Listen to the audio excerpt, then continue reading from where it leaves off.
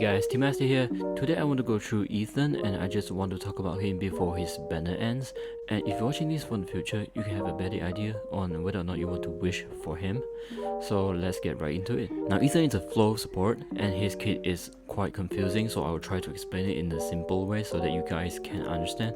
His first ability deals single target damage at a chance of AP down, and if enemy has Panic Gaze, which I will talk about what Panic Gaze is later in this video, it will stun them for 1 turn. And if Ethan has Magic Tune, which is the buff he gets from his third ability, all the effect from this attack cannot be resisted. Now moving on to his second ability, it deals AoE damage 3 times and it inflicts Defend Down and Panic Gaze for 2 turns.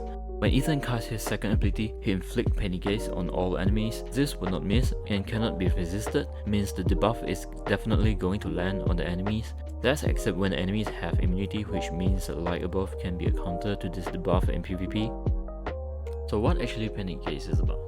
The debuff has 2 effects. The first one is when enemy have Panic Gaze and cast basic ability, it deals true damage to the carrier. And the second effect is when enemy use non-basic ability, or if they dies, the Panic Gaze will be removed from all enemies and it will increase all their ability cooldowns by 1. So yeah, that's Panic Gaze.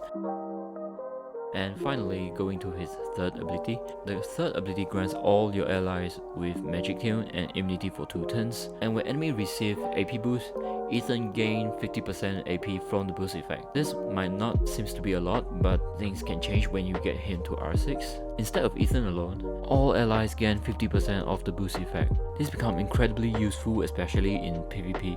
And his R2 is very strong as well. It gives Magic Tune to entire team right at the beginning of your turn. It means your team immediately gain 20 speed, which is a lot, especially in PvP, again, when you're up against a speed cliff team.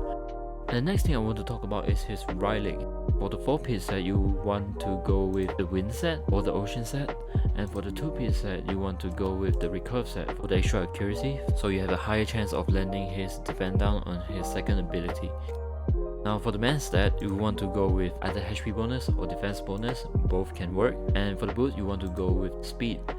For PvE contents, I can only think of Kronos or maybe some Flow of the Tower. Other than that, I think he is not that useful. He can be easily replaced by other supports.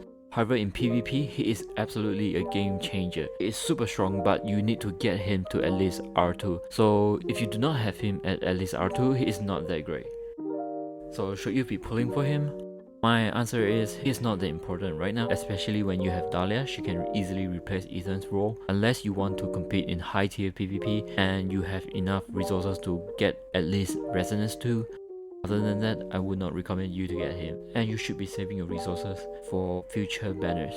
But if you really like his design or you pull him out of luck, he's a very strong support. You can definitely build him. He will be useful in a lot of contents. But if you do not have him, you don't have to feel stressed to pull for him, and you can probably skip his banner. That's it for the video today, guys. If you think my video is helpful, be sure to hit like, subscribe and ring the bell button. See you next time.